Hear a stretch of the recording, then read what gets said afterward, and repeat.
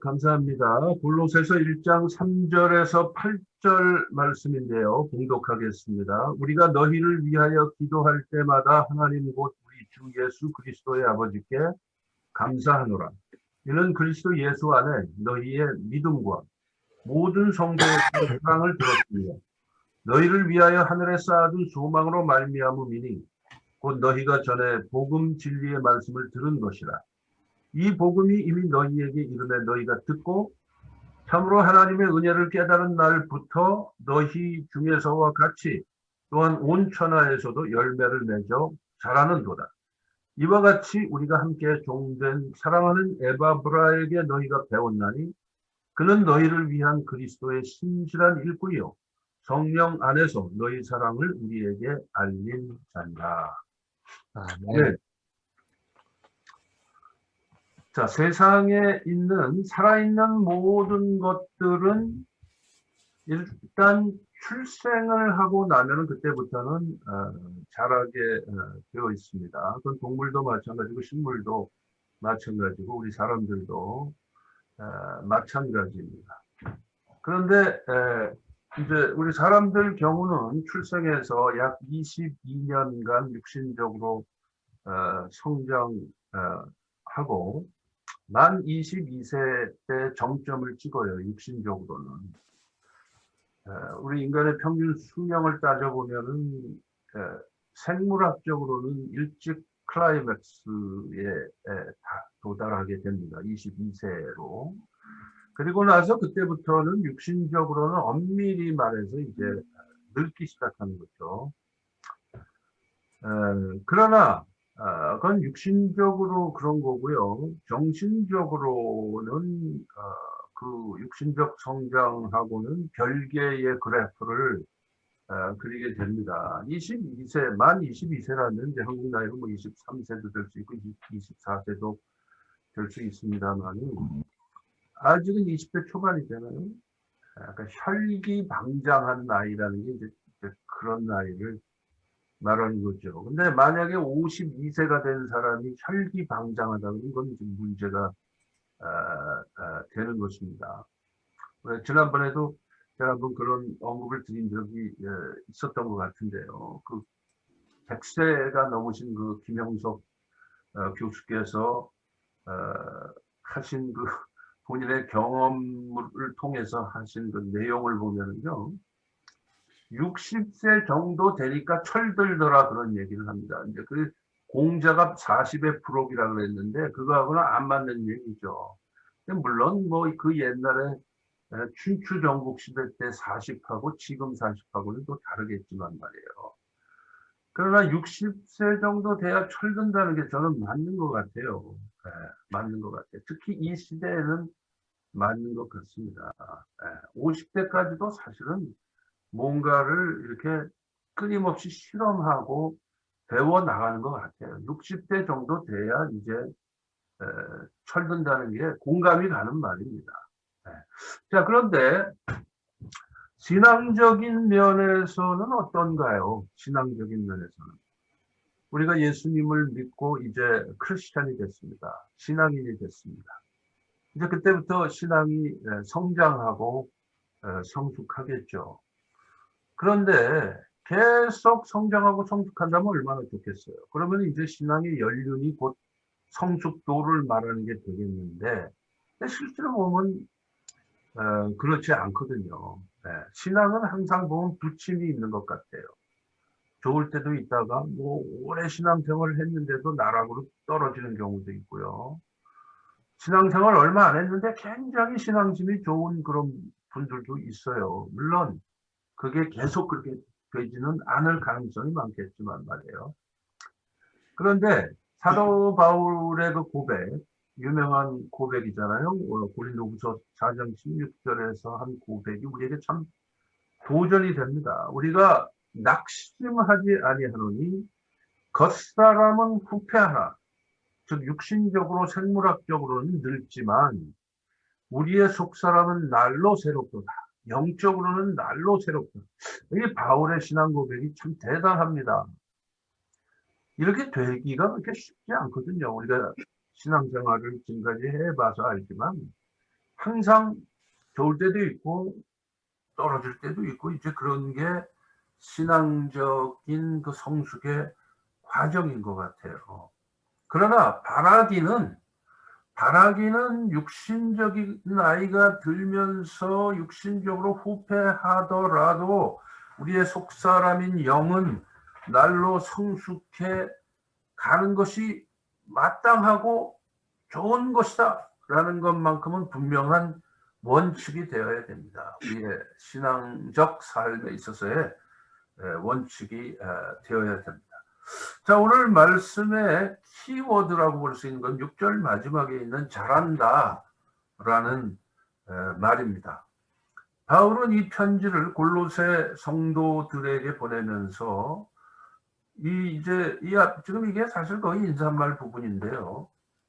이 서두에서 왜 자신이 골로새 교회를 생각하면서 주님께 기도하고 기도 시간에 왜 골로새 교회 성도들로 인해서 감사하게 되는지를 언급하면서 그 이유가 골로새 교회 성도들이 주 안에서 영적으로 자라고 있기 때문이라고 밝히고 있습니다. 즉 신앙적으로 성숙해지고 있다라는 것 때문에 감사의 기도를 드리고 있다라고 말하고 있습니다. 3절에 나와 있죠. 자, 오늘 이 내용을 우리가 본문을 통해서 좀 더 자세히 알아보겠습니다. 먼저 우리가 기억해야 될 사실은 복음의 씨는 일단 뿌려지면은 자라게 되어 있다. 자라는 과정 속에서 부침은 있을지언정 자라게 되어 있다. 복음의 씨가 뿌려졌는데 자라지 않고 가만히 있으면 그건 문제가 큰 것입니다. 그렇죠? 네. 제가 저희 집으로 이사 온 지 얼마 안 돼서요. 저희 집 그 드라이브웨이 옆에 있는 그 나무, 그러니까 옆집하고 일종의 담 역할을 하고 있는 그 파인 트리를 말이에요. 그게 한 2피트 가까이 자른 적이 있어요. 그 자른 이유가 뭐냐면 그때 우리가 애들까지 해갖고 차가 4대였기 때문에 4대를 그 드라이브웨이에다 파킹을 하려니까 이 나무가 너무 안쪽으로 침범해 있어서 안 되겠더라고요. 그래서 제가 뭐 톱하고 뭐 이렇게 해가지고 그걸 전부 한 2피트 정도를 쫙 다 옆면을 잘랐습니다. 드라이브웨이하고 평행되는 그 옆면을. 그러고 나니까 얼마나 보기가 흉한지 몰라요. 왜냐면 그 이파리가 나 있던 자연스러운 거를 갖다 한쪽 면을 다 잘랐으니까 직육면체에서 5면은 정상인데 한 면이 완전히 그냥 허해진 거죠. 가지만 앙상해 진 그런 모습이었습니다. 근데 그게요. 그러는 가운데에서도 이렇게 시간이 지나면 조금씩 새 이파리들이 돋아나는데요. 한 3년 정도는 굉장히 어글리했습니다. 완전히 그게 지금 우리가 그 집에 지금 만 8년 살았는데요. 8년이 지나니까 이제 자연스러워졌어요. 그 사이에 이파리가 나서 다시 자연스럽게 어느 정도 덮는데 8년의 세월이 걸렸습니다. 그러니까 지금은 매우 자연스러워요. 그렇지만은 거기서 중요한 사실은 뭐냐? 생명체는 좌우간 자라게 되어 있다라는 걸 분명하게 확인한 것이죠. 생명체가 건강하면 자라게 되어 있다. 그 식물들을 보면서 확인을 하게 됩니다. 만약에 우리가 건강한 신앙인이라면, 즉 우리의 신앙이 건강하다면 눈에 보이지 않게 자라고 있어야 된다. 그것이 가장 바람직한 방향이다 라는 거예요. 자, 그러면 우리가 자라고 있는지 아닌지, 성장이 멈춰 있는지 아니면 영적으로 죽은 목숨과 같은 것인지 어떻게 알 수 있느냐? 어떻게 알 수 있느냐? 자, 그 증거는 뭐냐면요. 생명체가 제대로 잘 그 생명력이 작동되고 있고 자라고 있는지는 어떻게 알 수 있느냐? 나중에 열매를 맺느냐 안 맺느냐를 보면은 알 수가 있습니다. 자, 4절을 읽습니다. 이는 그리스도 예수 안에서 너희의 믿음과 모든 성도에 대한 사랑을 들었으며, 이렇게 되어 있거든요. 즉 복음의 씨가 뿌려져서 자라면 오늘 이 말씀을 보니까 두 가지의 열매를 맺는다고 되어 있어요. 첫째는 하나님을 향한, 그리스도를 향한 믿음이 확실해지는 게 첫째 열매고요. 그 다음에 두 번째 열매는 우리 주위에 있는 사람들, 특별히 성도들을 향한 사랑입니다. 성도들을 향한 사랑의 마음과 사랑의 행동, 구체적인 모습으로 드러나는 그 사랑의 열매. 그 두 가지 열매예요. 하나님을 향해서는 믿음이라는 열매고요. 주위 사람들을 향해서는 사랑이라는 열매입니다. 자, 복음의 첫 번째 열매는 하나님을 향한, 그리스도를 향한 흔들리지 않는 믿음입니다. 우리가 어릴 적에 그 광복절 때 불렀던 그 광복절 노래가 있잖아요. 지금은 뭐 가물가물 우리가 불러본 지가 하도 오래돼서 학교 다닐 때는 뭐 이렇게 학교에서도 부르고 어릴 때 그랬지만 지금은 뭐 안 불러본 지가 오래돼서요. 아마 가사들도 가물가물 하실 거예요. 광복절 노래 보면은요. 흙 다시 만져보자 바닷물도 춤을 춘다. 기어이 보시려던 어른님 번님 어찌하리. 이날이 40년 뜨거운 피 엉긴 자친이 길이길이 지키세 길이길이 지키세. 이게 1절이고요. 참고로 2절도 읽어드리겠습니다. 꿈엔들 잊을 건가 지난 일을 잊을 건가. 지난 일이 일제 35년, 뭐 36년 그래서 사실은 40년이죠. 을사보호조약부터 따지면 딱 만 40년인데 그 지난 일을 잊을 건가. 다 같이 복을 심어 잘 갖고 길러 하늘 닦해 세계에 보람될 거룩한 빛 예서 나리니 힘써 나가세 힘써 나가세. 저 이제 광복, 그러니까 일본의 식민 통치로부터 해방이 돼서 광복을 얻게 됐는데요. 빛을 다시 얻게 됐는데 그게 이제 새로 태어난 거나 마찬가지예요. 나라가 거듭난 거나 똑같습니다. 우리 한민족이 거듭난 거나 같아요. 그래서 이제 새로운 생명력이 지금부터 시작돼서 세계에 보람될 거룩한 빛 예서 날이 여기서부터 이제 시작된다라는 선언이죠. 그래서 그 날을 위해서 우리가 힘써 나가자라는 게 이제 2절 가사의 마지막입니다. 위당 정인보 선생이 작사했고요. 윤용하 선생의 작곡입니다. 윤용하 하면은 보리밭을 작곡한 분이 윤용하죠. 근데 참 이 가사의 내용이 너무 도전적이죠. 흙 다시 만져보자. 바닷물도 춤을 춘다. 이게 사실은요, 이게 광복을 노래한 거지만은요, 광복의 감격을 노래한 거지만은요, 이게 굉장히 우리에게 신앙적으로도 참 시사하는 바가 커요.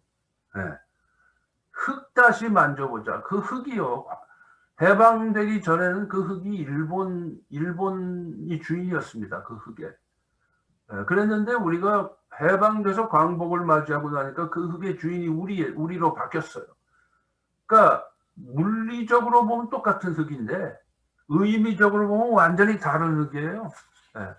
일본의 흙이었다가 한국의 흙으로 바뀌었으니까 그 흙은 다시 만져볼 만한 흙이죠. 바닷물도 참 근심스러운 파도였는데 해방이 딱 되고 나서 보니까 바닷물이 춤추는 바다로 바뀐 거예요. 이게 꼭 우리가 예수님 처음 영접했을 때하고 비슷한 분위기라고 저는 생각이 되어집니다. 예수님을 믿고 영접을 하면요, 삶 전체가 달라집니다. 우리의 육신은 예수 믿기 전이나 예수 믿은 후나 육신은 똑같은데 우리의 영혼 속에 믿음이 자리를 잡아서 그때부터 생명력 있게 자라기 시작하기 때문에 이거는 완전히 다른 차원의 세계로 들어가는 거거든요. 우리의 인생의 의미가 달라지죠. 그때부터. 예. 자, 그러한 믿음이 이제 시간이 이렇게 지나면서 이게 조금씩 블러리해질 수가 있어요. 불분명해질 수가 있다고요. 그런데 그 믿음이 내 속에 그대로 굳건하게 존재하느냐 그렇지 않느냐가 언제 확인이 되느냐, 환란이 닥쳤을 때에 흔들리지 않는 믿음이 있느냐, 그걸로써 확인이 되죠. 그게 바로 열매라는 거예요. 지금 바울은 골로새 교회 성도들이 그게 있다는 것을 지금 확인해 주고 있는 것이거든요. 그렇기 때문에 우리가 거듭났다, 우리 안에 생명이 있다, 믿음이 있다라는 것은 그것이 계속 자라고 있고 생명력을 유지하고 성장하고 있을 때에 비로소 환란이 닥쳐도 그것이 딱 열매로서 딱 보여지게 되는 것이죠.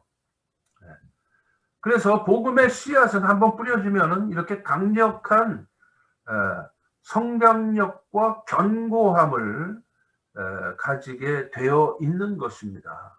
믿으십니까? 그리고 그 결과는 환란이 닥쳤을 때에도 흔들리지 않는 믿음이 되는 것이다. 골로새 교회 성도들에게 그게 있었다. 그래서 바울은 감사한다는 거예요. 그러나 이 말씀을 읽는 우리 입장에서 볼 때는 우리도 바로 그 골로새 교회 성도들의 모습과 같은 모습을 간직해 나가야 되는 것이죠. 복음의 둘째 열매는 성도들을 향한 사랑입니다. 제가 옛날에도 한번 잠깐 지나가면서 나눈 적이 있는데요. 어떤 한 분이, 제가 아는 분인데요.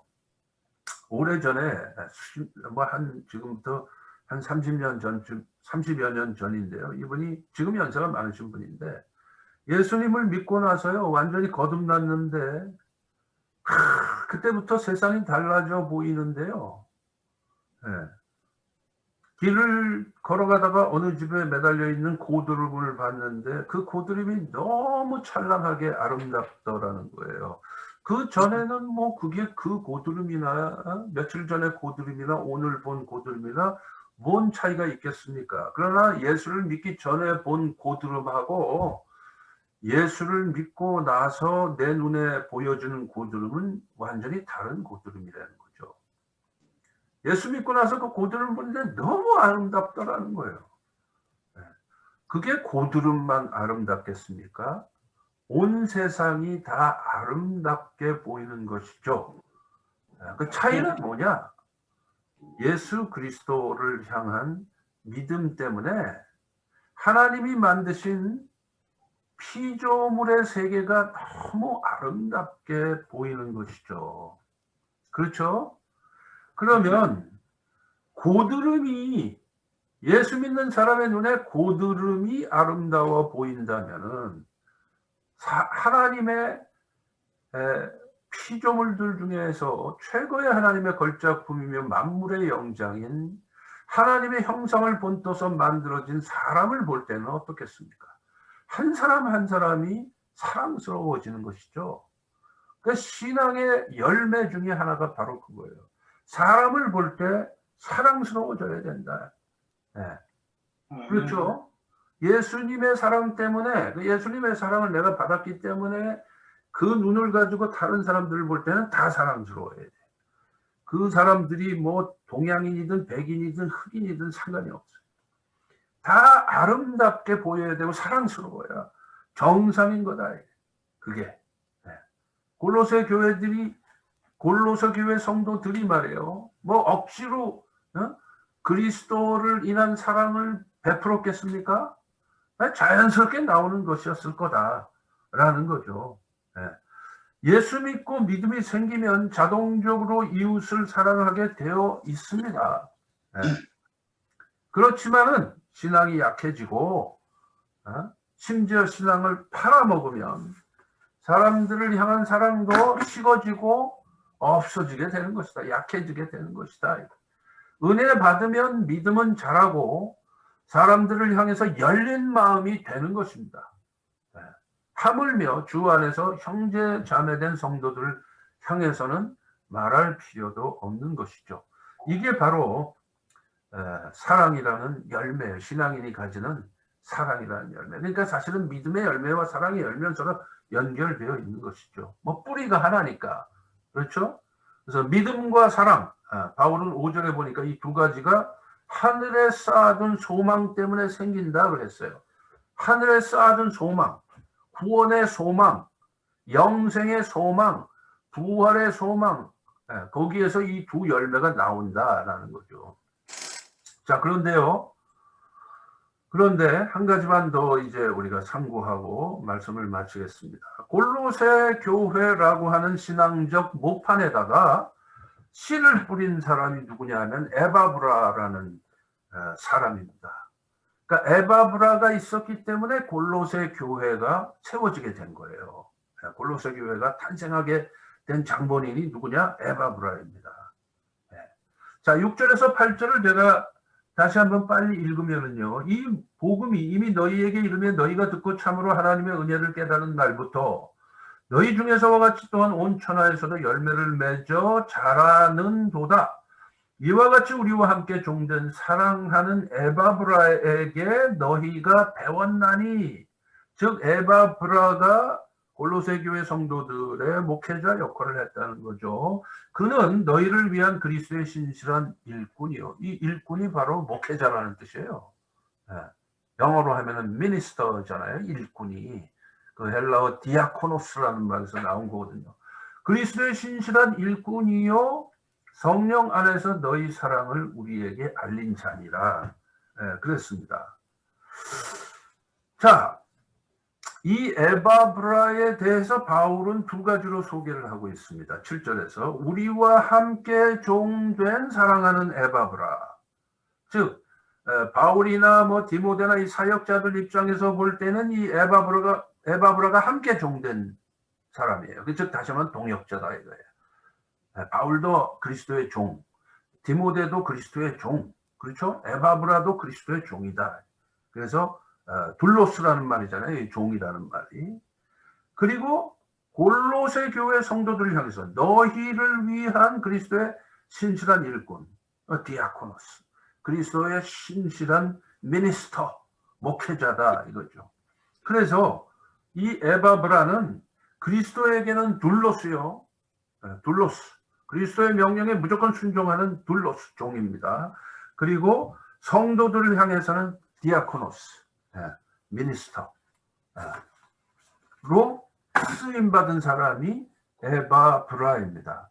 자, 우리의 신앙이 자란다는 것은 그러면 구체적으로 어느 수준까지 자라야 되느냐. 일단 1단계 골로새 교회 성도들 입장에서는 에바브라의 수준까지 자라야 돼요.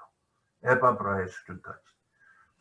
그 에바브라의 수준은 어떤 수준이냐? 재생산의 수준입니다. 자기가 가지고 있는 신앙을 다른 사람들에게 전파하고 전수하는 재생산의 수준. 그게 이제 에바브라의 수준입니다. 즉 스스로의 신앙이 자라는 데서 그치지 않고 스스로의 신앙의 열매를 맺는 데에서 그치지 않고 그 신앙을 누군가에게 전수하고 전파하는 수준. 그게 이제 에바브라의 수준이요. 에바브라의 모습이었습니다. 에바브라도 바울을 통해 처음 예수를 믿었을 때는 베이비 신앙인이었을 것입니다. 그렇지만 그도 자라서 바울처럼 신앙을 재생산하는 수준에 이르게 돼서 골로새 교회 성도들을 목회한 것이죠. 이게 에바브라의 수준입니다. 우리는 모두 에바브라의 수준으로 더욱 자라야 됩니다. 즉 우리의 신앙을 지속적으로 주위에 재생산, 전파, 선포하면서 살아야 되는 것입니다. 그것이 우리의 신앙인들의 마땅한 모습입니다. 제가 몇몇 분들하고는 간단하게 쉐어를 했습니다만은 최근에 제가 저희 집에 뭐 몇 군데 이렇게 고칠 때가 있어서 핸디맨 한 사람을 이제 일을 시킨 적이 있어요. 페르난도라는 핸디맨인데 에콰도르 출신입니다. 근데 부인이 코리안이에요. 우리가 어떻게 하다가 이제 그 헤이코리안을 통해서 무슨 조그만 물건을 하나 이제 그 집에서 사다가 알게 됐어요. 그 이제 부인되는 그 한국인 그 자매가 자기 남편이 핸디맨이라 그러면서 그 비즈니스 카드를 줘서 이제 알게 돼서 제가 일을 시켜봤는데요. 한 2가지 일을 그동안 시켰는데요. 너무 일을 잘합니다. 너무 일을 잘하니까 자동적으로 제가 주위에 있는 분들에게 얘기를 하게 되겠죠. 그래서 지금 우리 스티브 유 전도사님하고 연결이 돼서 유 전도사님이 또 이제 조만간에 또 그 페르난도에게 이제 일을 주도록 이제 그렇게 됐고요. 며칠 전에는 우리 장로님께도 폴정 장로님께도 제가 소개를 해드렸습니다. 그런데 일을 시켜보니까 너무 일을 잘해요. 뭐 성격도 시원시원하고 일머리가 팍팍 돌아가는 게 일 시키는 사람 입장에서 너무 기분이 좋은 거예요. 그래서 일을 하나를 시켰는데 깔끔하게 딱 정리가 됐고, 그러고 나서 몇 주 후에 다른 일을 조그만 거를 하나 시켰는데 일을 너무 잘하는 거예요. 제가 너무 기분이 좋았는데 그 이제 일종의 이제 그 페르난도하고 저하고 사이 이제 컨택 퍼슨을 역할을 하는 게 그 이제 코리안 자매인데 그 어떻게 그 자매가 뭐 어떻게 그 일 스케줄 잡는 걸 어떻게 얘기하다 보니까 제가 2번째 일 시키는 날이 그 마침 페르난도의 생일이었어요. 그래서 생일이니까 다른 날로 하자 제가 그랬는데 본인이 오겠다 그래서 온 거예요. 그래서 본인 생일날 이제 일을 해서 한 3시간 정도 일을 해서 일을 깔끔하게 마쳤습니다. 그래서 제가 그날 일한 그 값을 넉넉하게 지불을 하고, 그리고 중간에 몰래 제가 가서 생일 케이크를 하나 사와서 마지막에 갈 때 생일 케이크를 전달을 했습니다. 그랬더니 너무 감격하는 거예요. 그래서 저하고는 굉장히 친해졌어요. 2번 이제 일을 하고 하는 바람에. 근데 그 일할 때 제가 옆에서 이제 그 3시간 동안 그 우리 차고의 벽이 막 그 몰탈 그 마감된 게 들떠가지고 말이에요. 그래서 그걸 다 깨부수고 다시 몰탈 마감을 했거든요. 나중에 제가 이제 페인트 칠을 했는데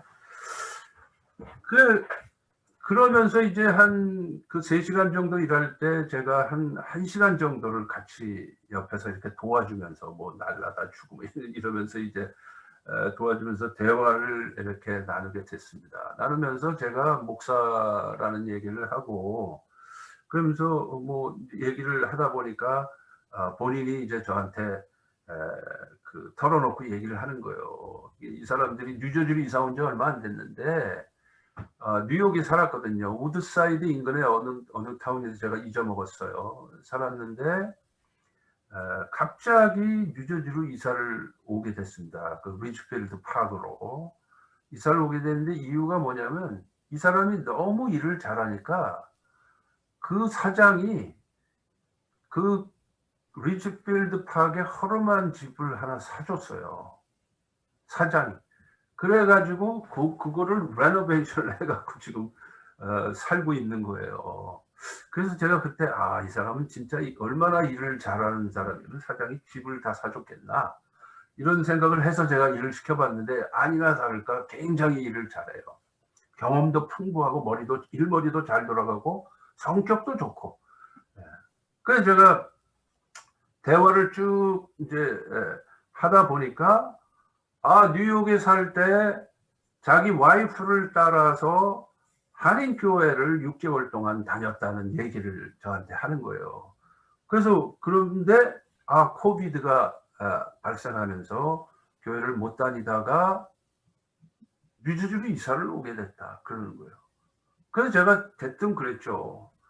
그럼 잘 됐다. 내가 좋은 교회를 하나 소개를 해줄 테니까 그 교회를 와이프하고 다녔으면 좋겠다. 그 와이프에 대해서 제가 조금 물어보고요. 영어를 어느 정도 알아듣느냐 뭐 이런 건지 다 물어보고요.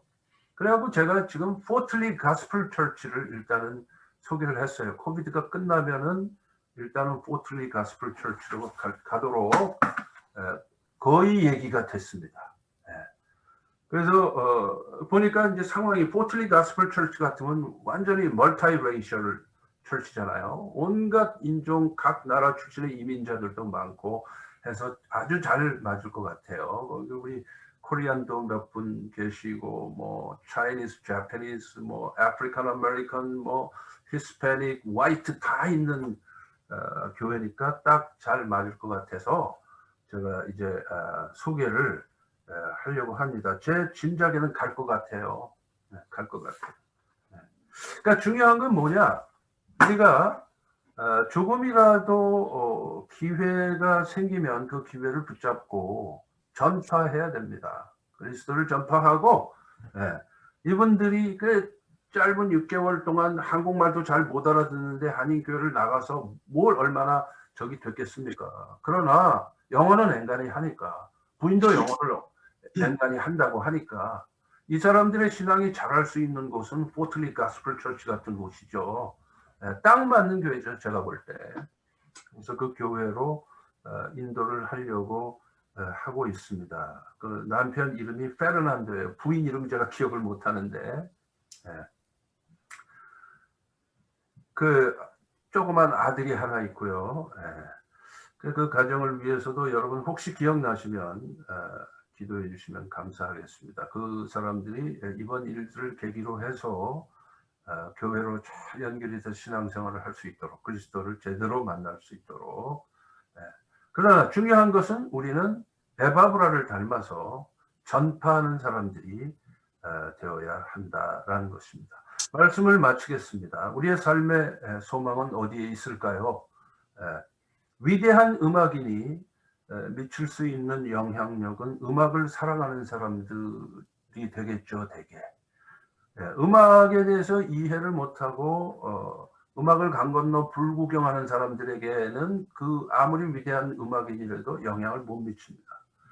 아무리 위대한 그 미술가라고 할지라도 그 그림을 이해할 수 없는 사람에게는 그냥